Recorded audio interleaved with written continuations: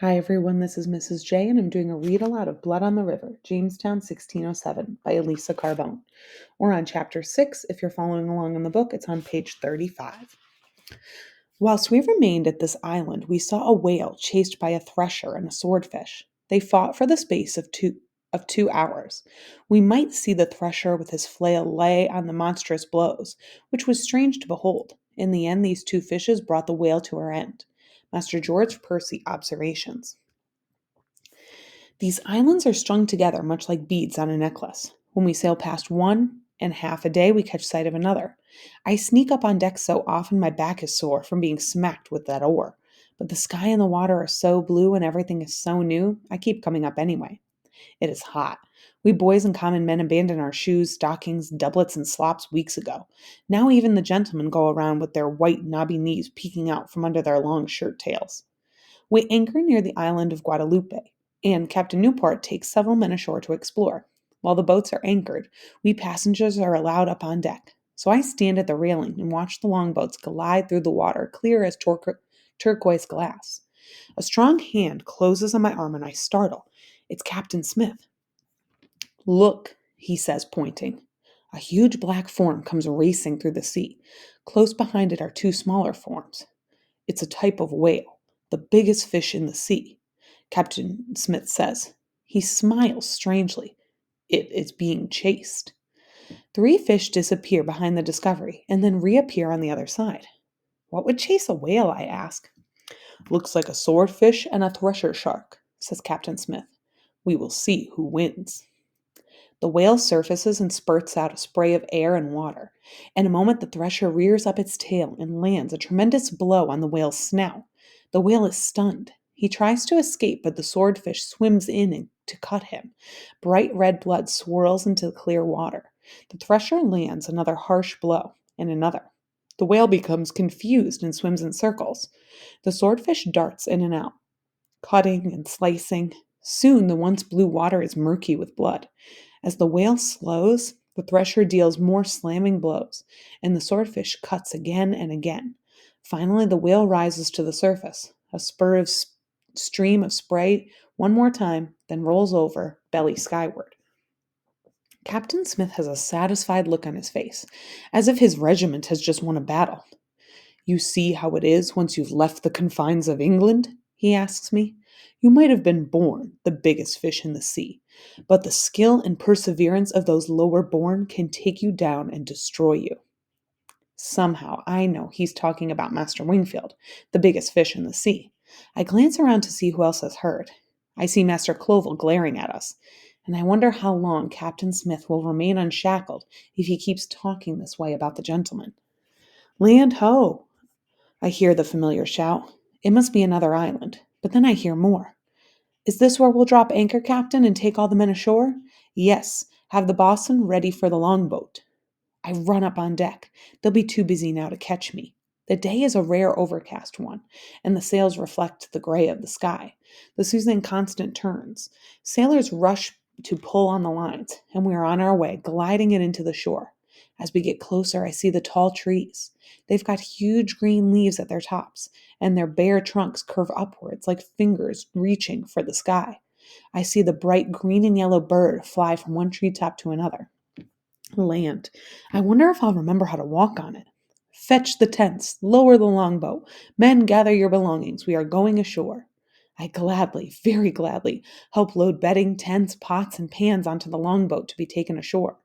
The Godspeed and the Discovery anchor nearby as well, and their men unload. This will be the first time since we left England that all of us, all 105 of us men and boys who are passengers, and 3 crews of sailors, will be together in one place. There are probably Carib Indians on the island, Captain Newport tells us, but we will give them beads and our soldiers will stand guard at night, and we will be safe. I am one of the last to go ashore.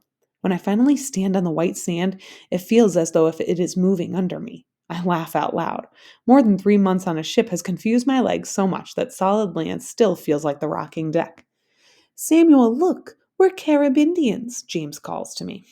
He and Richard have taken off their shirts, and they're running naked through the water, splashing each other. I have been waiting for James or Richard or both to tell me how I was wrong and they were right about the Caribs, but neither of them has. I have been on my guard, ready to rough them up if one of them says one word about it. Are they taunting me now, showing me what naked Caribs look like, telling me I was wrong not to believe them? Come on, Samuel. James stands in waist-deep water, dripping wet. His skin is peaked pale, and his fair hair has plastered against his head. It's salty, he says, and he licks some of the water from his hand. It's fun. Come swim with us.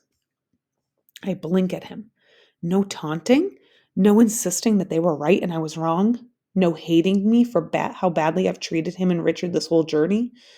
I wonder if James can really be this forgiving, or if he's simply so happy to be off that stinking ship that he's forgotten the past. Come on in, you prig, calls Richard. You need a good delousing. That makes me mad. You're the one who brought lice onto the ship. I shout. I yank off my shirt and charge into the water. I splash Richard in the face until he begs for breath. When I stop, he is gasping. He smiles a little, as if he wants to pretend it was fun, but I know it was not.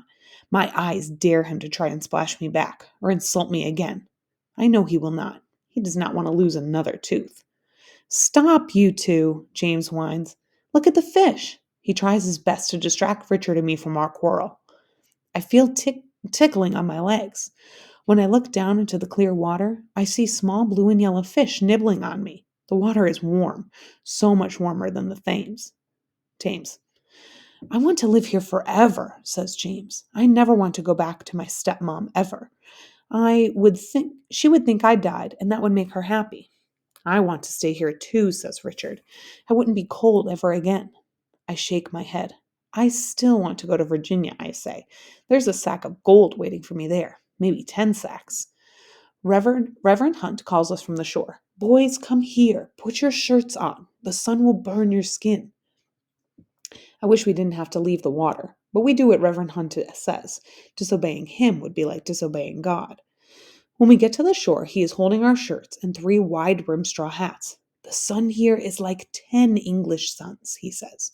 You put these on. Reverend Hunt waits while we pull on our shirts over our heads and tie the hat strings under our chins. Now, he says, there is work to be done. There are tents to be set up, and the cook wants all the pots scrubbed with sand, and Captain Radcliffe wants a path cut to the baths.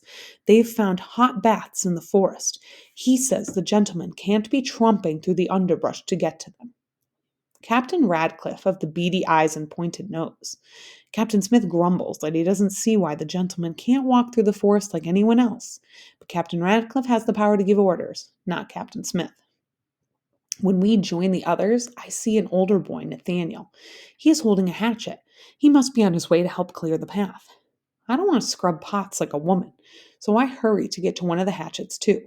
I swing it a few times and I feel its weight and power. I want to do a man's job. Henry, Abram, Nathaniel, and several of the sailors start toward the forest with their hatchets. I follow them. What do we have here? Henry turns to look at me and then stops to block my way. A scrawny chicken coming to work with the men? I don't answer. I want to say I wouldn't be so scrawny if he'd leave more food for me. I try to skirt around him and continue on my way, but he puts out one powerful arm to stop me. Go back and scrub the pots with the other boys, he growls. You'll only get in the way. He yanks the hatchet out of my hands and then cuffs me. I glare at him silently as he turns and walks after the others. What is he going to do with 2 hatchets? I hope he chops himself in the leg. Reluctantly, I go find the cook. He is already hovering over Richard and James, showing them how to scoop up a handful of sand with a rag and then use it to scrub out the mess pots. They haven't had a real good cleaning in 3 months, so the sand has some hard work to do.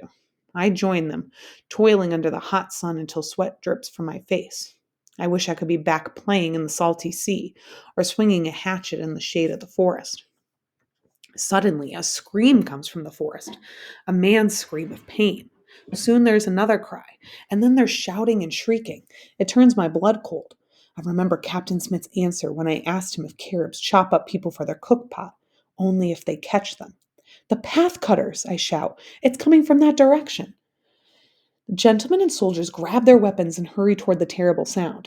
James and Richard huddle together beside the largest cook pot. I spot a sword and belt someone has left lying in the sand. Quickly, I try to fasten the belt around me. It's too big. I pull the sword out of its sheath. With the bare sword, I run toward the sound of battle. Down the newly cut path I go, high stepping over stumps and roots, following the soldiers and gentlemen. We all converge on the path cutters. They are yelling and writhing as if they are fighting invisible demons. Henry is hopping, swatting his arms and legs, shouting in agony. There is not a Carib Indian in sight. What is this? Reverend Hunt demands, his voice booming over the cries. What is happening here? Fire, Henry cries. It feels like fire. I jerk my head around, searching the jungle. Have the Caribs attacked and run off? Or is it some strange beast? I hold my sword, ready to fight, but I see nothing. The hatchets are all on the ground. Reverend Hunt reaches to pick one up. No, Reverend, don't touch it. It's Captain Smith's voice. Angry red welts are rising to the top of Henry's arm and neck, on Abram and the others too. To the baths, Captain Smith orders them. That will give you some relief.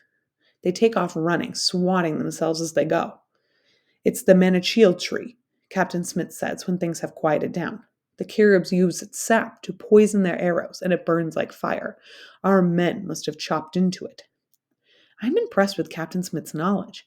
As a soldier, he has already traveled the world and has learned so much. Tromping up the newly cut path in the moment is Captain Radcliffe. His face is dripping with sweat. This all happened, Captain Smith says loudly, thanks to Captain Radcliffe and his ridiculous idea of a gentleman's path. Captain Radcliffe wipes his brow and scowls. It looks to me as if he would spit in Captain Smith's face if he weren't so overheated. The two men stare at each other, fuming.